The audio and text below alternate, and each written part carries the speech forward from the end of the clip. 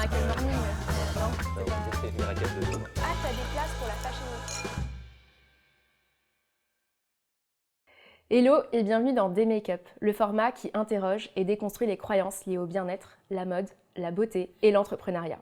Parce que oui, malgré les milliers de contenus qu'on consomme dans toutes ces thématiques, il y a aussi tout un narratif qui est parfois assez mythologique, voire mythomaniaque, et qui est parfois de nature à nous culpabiliser. Dans ce format, on parle vrai, on parle de tout ce que ces secteurs comportent de dimensions insécuritaires, frustrantes, questionnantes. On va mettre un grand coup de balai dans les a priori et on va parler vrai. À travers ces portraits, on explore toute la complexité de ce que c'est que d'être un créateur, un entrepreneur ou un acteur de ces secteurs. Je suis Mélodie, fondatrice de l'agence Inside Out, et aujourd'hui j'ai le plaisir d'accueillir Ehsan, fondateur de la marque IG. Ehsan, bienvenue dans Des Make-up. Merci beaucoup Mélodie, merci pour l'invitation. Merci à toi d'être là. Bon, c'est pas notre première à se regarder dans le blanc des yeux, on a déjà fait l'expérience dans le passé. Ehsan, est-ce que déjà tu peux un petit peu te présenter, nous dire qui tu es et nous parler un petit peu de toi? Ouais, écoute, moi c'est Ehsan, je suis le fondateur de la marque IG, qui est la première marque française entièrement dédiée aux plantes adaptogènes, donc on fait des compléments alimentaires. Et en fait c'est une marque que j'ai créée en mars 2020, que j'ai lancée en mars 2020, mes projets qui me tenaient à cœur depuis un bon moment avant, puisque j'ai moi-même été sujet à des inconforts au quotidien, on va appeler ça comme ça. En l'occurrence, c'était l'eczéma. Et je ne trouvais pas de solution pour venir à bout de cet eczéma en étant allé voir plusieurs spécialistes, jusqu'à ce que je fasse la rencontre d'un médecin nutritionniste, donc Régis Méronnet, qui est un spécialiste du système nerveux et qui m'a mis la puce à l'oreille, qui m'a simplement dit Ehsan, t'es stressé, pars un petit peu en vacances, ça ira beaucoup mieux. Et donc, depuis ce moment-là, il y a une graine qui a été semée dans ma tête. J'ai commencé à réfléchir au sujet, à m'intéresser beaucoup à la thématique du stress, de l'hygiène de vie de manière plus globale. Et je me suis rendu compte qu'on était beaucoup à être concernés par ces sujets-là, que ce soit au niveau de la peau, des cheveux, des défenses immunitaires, de la fatigue chronique, du stress, du sommeil. Enfin, il y a 10 000 sujets qui sont liés de près ou de loin au stress et à la gestion du stress de manière générale. Et donc, voilà, j'ai voulu créer un projet autour de cet univers-là. Des plantes adaptogènes qui sont, on y reviendra peut-être après, mais qui sont vraiment des plantes idéales pour traiter ces besoins-là, qui sont vraiment parmi les meilleures au monde, on va dire, et avec une marque qui est construite en 2020, engagée, responsable, qui essaie de faire les choses bien et surtout de proposer des produits très efficaces pour avoir une activité et la satisfaction au niveau de nos clients qui nous font confiance. Oui, c'est vrai. Et IG a une place toute particulièrement spéciale, t'en parlais juste avant, en tout cas en termes d'image et d'efficacité. Moi, ça me tient vraiment à cœur de le dire. C'est la première marque en fait, que j'ai commencé à utiliser après ma reconversion, quand j'ai commencé à faire attention à mon stress et à moi. Et donc, je suis toute contente aujourd'hui de t'avoir ici des années plus tard et aujourd'hui de compter IG parmi les clients Inside Out. Donc, c'est un plaisir. Du coup, parle-nous un peu d'IG. Tu as commencé un petit peu. Est-ce que tu peux nous dire un peu plus sur les plantes adaptogènes et puis peut-être un petit peu aussi sur les produits qu'on a aujourd'hui dans la gamme? Ouais, carrément. Écoute, les plantes adaptogènes, c'est une catégorie de plantes qui sont utilisées, on va dire, depuis la nuit des temps.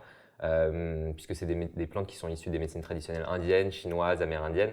Puis on a des connues en Occident comme le ginseng ou la maca par exemple, mais d'autres qui sont un peu plus méconnues du grand public, on va dire comme l'ashwagandha qui est une plante issue de la médecine traditionnelle indienne qu'on voit de plus en plus, mais il y en a d'autres, le tulsi qui est aussi le basilic sacré. Il y a des plantes comme ça qui arrivent sur le devant de la scène et donc elles existent depuis longtemps, mais ça fait quelques dizaines d'années qu'on a des recherches un peu plus intensives sur ces plantes-là. Et surtout, il y a tout un phénomène sociétal, on va dire, qui fait qu'on est porté vers ces plantes un peu plus qu'avant parce qu'on a un stress qui est vraiment omniprésent dans nos quotidiens. Là où le stress a toujours existé, mais il avait des formes différentes. À l'époque, c'était effectivement le lion qui courait derrière et du coup, mais c'était un stress un peu différent. Maintenant, c'est les trajets du quotidien, le métro, la pollution, l'avenir, le travail. Enfin, il y a plein de trucs, il y a plein de raisons d'être stressé et du coup, c'est du stress qui est un peu permanent. Et c'est là où ces plantes-là, je pense qu'elles trouvent écho au niveau du consommateur et puis des besoins, puisqu'on a tous ce besoin-là de savoir bien gérer notre stress. Donc, ces fameuses plantes qu'on a mis en poudre et puis ensuite en gélule dans certaines de nos gammes de produits. Et donc pour revenir aux produits, effectivement, on a deux gammes actuellement, une gamme de poudre et une gamme de gélules. Donc les poudres se consomment assez facilement dans une boisson du quotidien, un thé, un verre d'eau chaude, plutôt ça se dilue mieux. un café, un smoothie, voilà, c'est pour ceux qui veulent un peu plus travailler la chose. Et puis des gélules qui se consomment très facilement sur le pouce, avec un grand verre d'eau, très facile quand on n'a pas trop le temps ou quand on est plutôt dans un mode de nomade, on va dire. Ouais, Voilà. ouais, c'est ça qui est hyper intéressant avec IG, c'est que c'est une marque qui s'inscrit vraiment dans un quotidien réel. C'est-à-dire qu'on n'a pas forcément tous le temps de passer 2-3 heures à faire du yoga ou méditer pour essayer de travailler un petit peu son stress et son mental. Donc c'est ça qui est top avec IG. Tu parlais tout à l'heure, tu disais il y a beaucoup de raisons d'être stressé. Et un jour on parlait tous les deux, je ne sais plus quand est-ce que c'était, et tu m'as dit quelque chose. Je me rappelle, tu m'as dit, non mais de toute façon, on a tous des raisons d'être stressés et c'est fine en fait, c'est pas grave. Ouais. Non, c'est bien. C'est pas un gros mot. C'est pas un gros mot, c'est pas. Ouais. Mais au début, moi, je trouvais que le stress, c'était un peu un truc, on le subit, quoi. Alors qu'en fait, il faut pas du tout le subir, il faut le prendre en main, il faut le gérer, il faut au contraire se mettre dans un mode de défense et de résistance par rapport à ça. Et c'est nous, tout ce qu'on essaie de raconter au travers de la marque, au travers d'IG, c'est vraiment ça. C'est voilà, le stress, il est là, hop, on fait bloc et on repart de l'avant. Voilà. Bah, j'adore. On adore. Bah, petite, on va faire un petit aparté. Comment on s'est connus Je vais te laisser le dire. La dernière fois, c'est moi qui l'ai dit. Là, je vais te laisser la parole. Non, mais c'était sympa. On s'était rencontré à un événement qu'on faisait avec une autre marque. Ouais. Donc La Beauté, qui est une marque de cosmétiques botaniques. Oui. Et donc avec IG, on avait fait un événement, pour le coup, in et out, puisqu'il y avait une recommandation on avait invité un petit panel de clients, des meilleurs clients de la marque La Beauté, il me semble. Ouais. Et donc, tu faisais partie. Oui. Et l'objectif, nous, c'était de faire une petite prescription à la fois in et out avec des compléments alimentaires de chez IG et des soins topiques de chez La Beauté. Et en l'occurrence, tu étais là, tu t'es arrêté à notre petit stand, on avait un petit stand, nous, et puis je voyais et les yeux grands comme ça, tu étais venu avec tous les produits. Bah oui. J'étais avec Juliette, et effectivement, on s'est rencontrés à ce moment-là. Et puis tout de suite, le fit est très bien passé. On a vu qu'on était sur la même longueur d'onde, qu'on voyait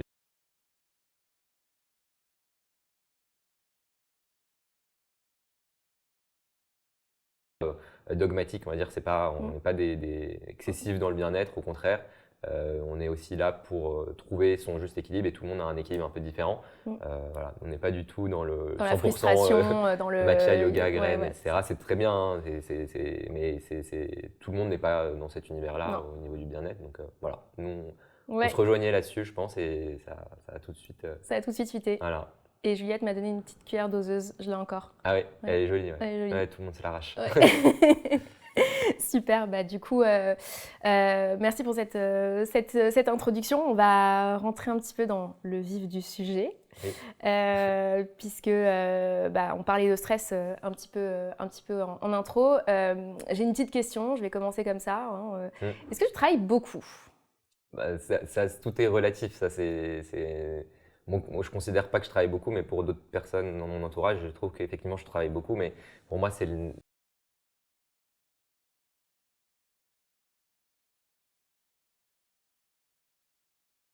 on se lance dans l'entrepreneuriat, c'est qu'on a vraiment quelque chose qui est au fond de nous et qui nous donne envie de nous surpasser et puis d'y aller à fond. Donc, j'ai cette chance-là et du coup, en fait, je compte pas mes heures, non. Mais quand tu as ton bébé, tu y penses tout le temps, tu te réveilles, tu te couches, tu es dans la douche et tout le temps. mais c'est pas encore comme le stress, c'est fine en fait. Il n'y a pas de sujet. Mais on y viendra peut-être plus tard. Ce qui pose plus problème, c'est quand c'est difficile au niveau de la boîte et là, ça peut t'impacter au quotidien. Mais sinon, non, je travaille correctement. J'ai travaillé plus par le passé. Avant, je bossais en finance, je travaillais plus. C'était quantitatif, on va dire, je travaillais plus, mais en termes d'engagement mental, c'est rien à voir. Enfin, là, je vis le truc, quoi. Donc, c'est pas du tout pareil. C'est pas tu fermes ton ordi et tu n'y penses plus, quoi. Voilà. Ouais, tu restes toujours avec. Enfin, tu fermes jamais ton ordi, en fait. C'est continu. Tu parles mon ordi, c'est ma tête, donc ça tourne tout le temps. Tu parles de ton passé dans la finance. Du coup, là, aujourd'hui, tu es entrepreneur. Ça a toujours été le cas ou tu étais avant Non, IG, c'est ma première expérience entrepreneuriale. Et je me suis lancé dès la sortie des études, puisqu'avant, j'avais fait des stages en finance, en banque d'affaires, en fonds d'investissement, en start-up aussi.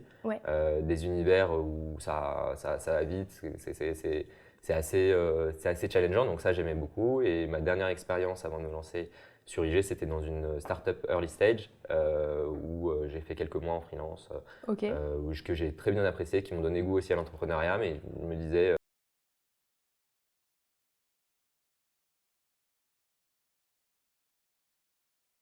Dès quand tu as l'envie, voilà, j'ai foncé. Et Je le sais pas si moment c'est. Hein? Et le moment aussi Et le moment, ouais, ou... c'était l'occasion. En fait, quand tu es très jeune, tu as peu de risques aussi.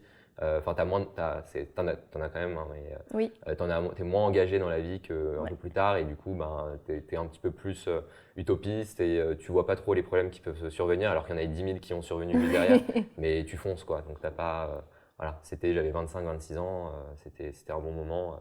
Après, avec du recul, je pense qu'en m'étant lancé un peu plus tard, j'aurais fait peut-être des erreurs différentes ou j'aurais pas fait Ouais, celles que j'ai faites là. Mais voilà, ok. c'était Et ça. du coup, bah, c'est marrant, enfin, c'est intéressant, mais tu viens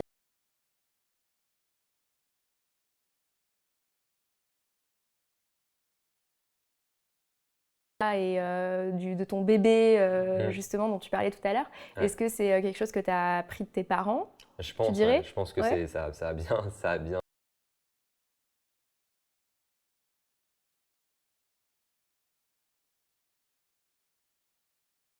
Voilà, on a un peu on va Une dire lignée? une filiation et c'est vrai que quand on voit ben, ses parents réaliser un travail, Mm. quand ils nous donnent goût à leur travail et qu'on voit qu'ils réalisent des choses top, ben, ça donne envie de suivre la même route en le faisant à sa manière avec voilà, des moyens en 2023 qui sont Oui. quand même différents d'il y a 20, 30, 40 ans. Mais voilà, c'est le fond d'avoir un projet, d'être indépendant, de gérer son petit bébé. Ouais, c'est un truc qui m'a beaucoup bercé, on va Ouais. dire, puisque j'ai grandi avec la boîte.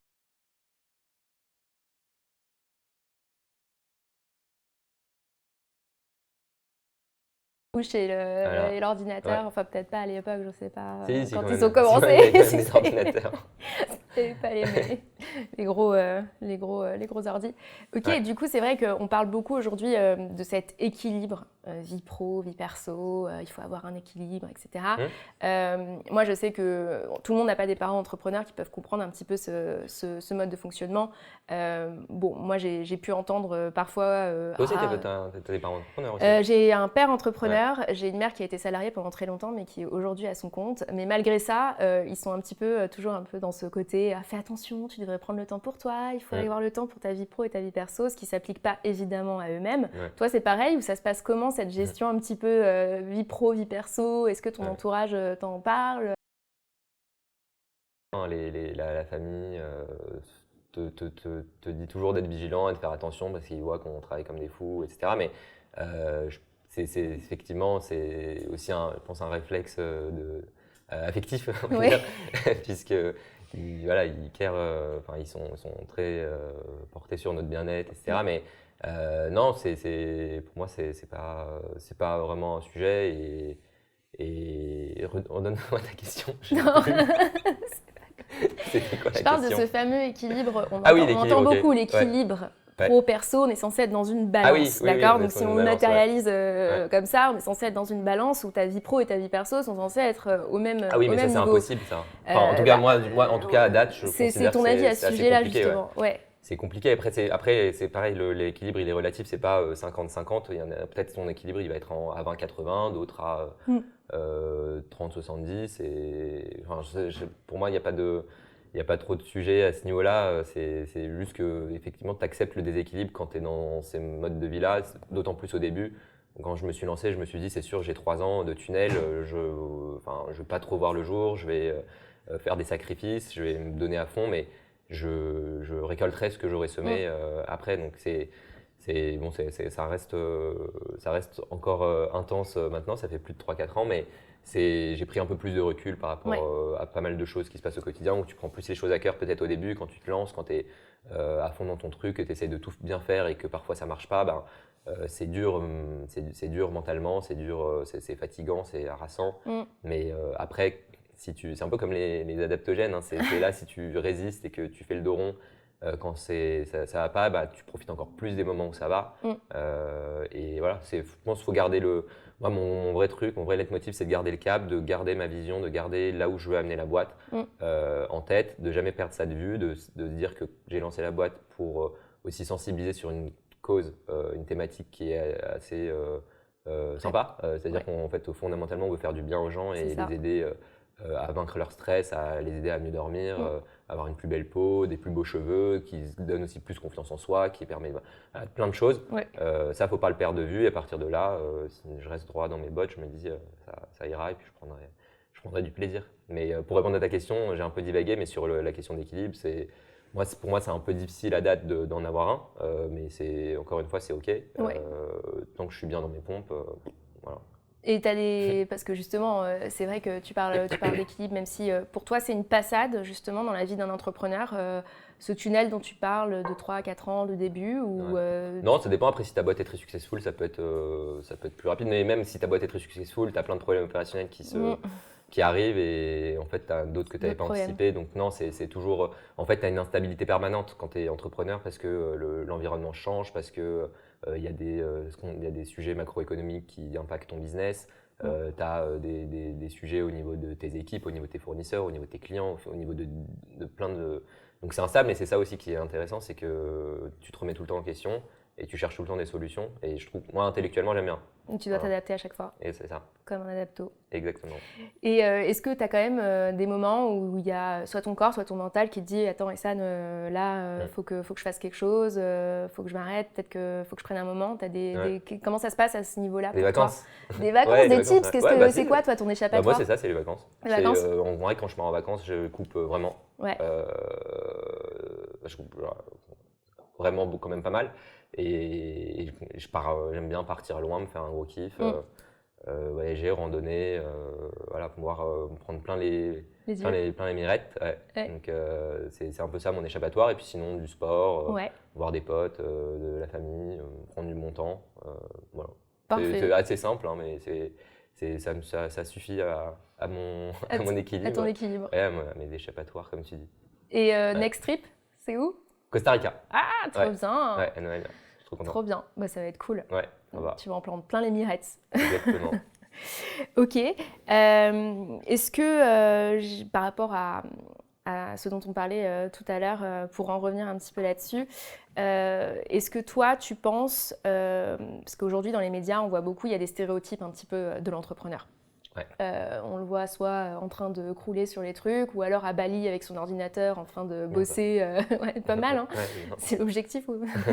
Bali, Los Angeles, enfin voilà, en train de bosser de son ordi, un peu au soleil. On a des visions quand même qui sont assez particulières.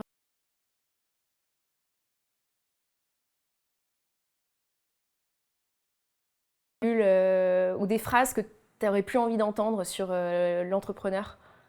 Ouais, c'est effectivement les stéréotypes, il y en a un petit peu. Après, j'ai pas, en tout cas, moi, mon sentiment, j'ai pas l'impression. Je pense qu'encore plus quand tu es un entrepreneur en start-up ou t'es plutôt encouragé. Globalement, l'univers, je le trouve plutôt bienveillant et on va pas dire ah ouais, entre guillemets, tu t'es à Bali sur ton ordi, tu fais rien. Enfin, pour moi, c'est pas le cas, mais même genre, c'est les personnes dont c'est le cas, non, par contre, effectivement, on a ce côté-là et il y a aussi d'autres choses qu'on dit moins. Parce que là, c'est le côté un peu cool, etc. Et on en parlait juste avant. Il y a aussi plein de moments qui sont pas cool, qui sont quand c'est dur, quand ça va pas, quand.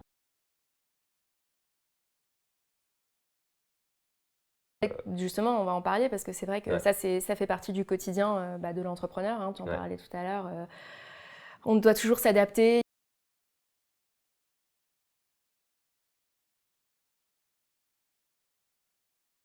C'est que d'être un entrepreneur. Bah, là, je dirais, tu vois, par exemple, hier, une journée où j'ai eu 10 000 informations positives ou négatives dans la même journée sur plein de sujets différents. Et en fait, c'est un travail de gérer ça et que ça n'impacte pas ton humeur et que du coup, tu n'impactes pas les gens avec qui tu bosses à cause de ça. C'est un truc que je me dis souvent, tu vois. Ouais. Et il faut réussir à avoir cette posture un peu stoïque par rapport. Parce que sinon, ça devient après. Ça peut partir dans tous les sens sinon. Mais c'est quelque chose qu'on ne dit pas suffisamment, je pense. C'est-à-dire vraiment les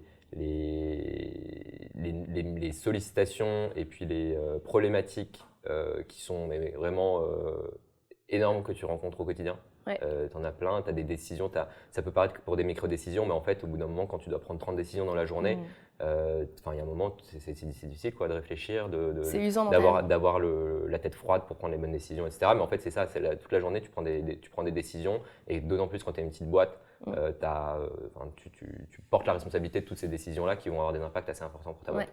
Voilà. Mais encore une fois, c'est fine. Si t'aimes bien ce que tu fais, moi j'aime bien, je trouve ça cool. Et tu as une petite technique je sais pas, de yogi, de gourou pour prendre tes décisions ou comment tu fais? Il y a un truc que je m'applique beaucoup maintenant, c'est j'essaye d'évaluer la priorité déjà des choses et j'extermine, j'annule tout le. T'extermines. J'enlève tout ce qui est comment dire. Superflu. Superflu, exactement. Cherchez le mot. Tout ce qui est superflu, j'essaie de l'enlever de mon quotidien et je me concentre uniquement sur l'essentiel, sur ce qui va porter le business, ce qui va.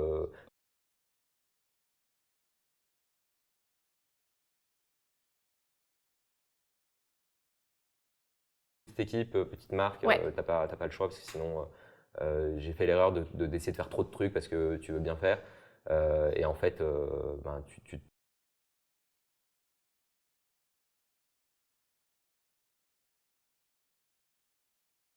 Très bien, merci pour le tips. Une dernière petite question. À quoi ressemble ton quotidien?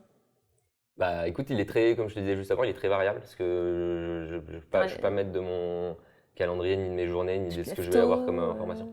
Non, pas trop. Non. Enfin, ça va, 7h30, 8h, tu vois, mais je suis pas du tout un lève-tôt, je suis plutôt un couche-tard et je réfléchis mieux la nuit que le jour.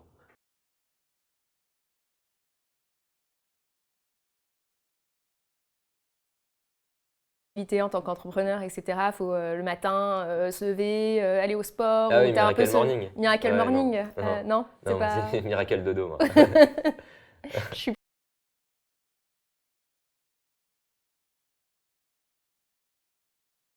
Let's be real, c'est un petit questionnaire. On va avoir 10 questions. Ok. Bon, tu t'es déjà bien mis sans filtre, donc je te remercie. On va terminer avec ces 10 questions. L'idée, c'est que tu me répondes sans filtre, avec ce qui te vient en premier à la tête. Donc, n'hésite pas à être honnête. Ok. Et c'est parti. Allez, let's be real. Une phrase qui te motive. Une phrase qui me motive, le chiffre d'affaires. Quelqu'un qui t'a inspiré. Steve Jobs, un peu classique, mais. Ta potion ou ton secret, ta potion magique. La sérénité d'IG. Pourquoi? Parce que c'est un produit qui te fait prendre du recul par rapport aux événements quotidiens, qui te détend, qui te fait bien dormir, qui est très bon pour la récupération, qui a plein de bienfaits, du coup, qui est très, très 360. C'est un peu le fondamental de la marque. C'est un de nos best-sellers. C'est le best-seller. Voilà, c'est la base quand tu travailles le stress, l'anxiété et puis des choses qui vont beaucoup mieux tout de suite. Ouais. Voilà. Ce que les gens disent de toi. Je sais pas, sérieux, je dirais. Ouais. Non. Est-ce que tu aimerais que les gens disent de toi?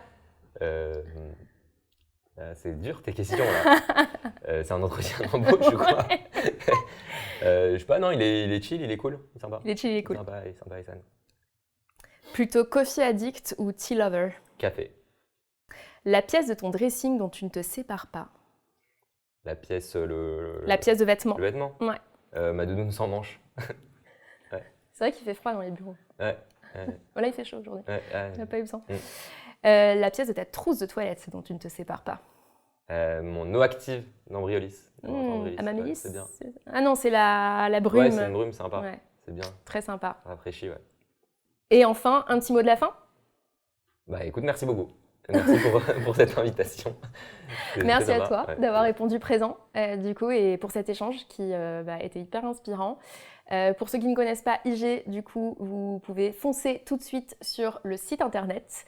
Je vous dis merci d'avoir été jusqu'au bout de cet échange. Et San, je te dis à très vite puisque on s'appelle demain. On fait ça. Allez. Ça marche. Merci beaucoup Mélodie. Merci San.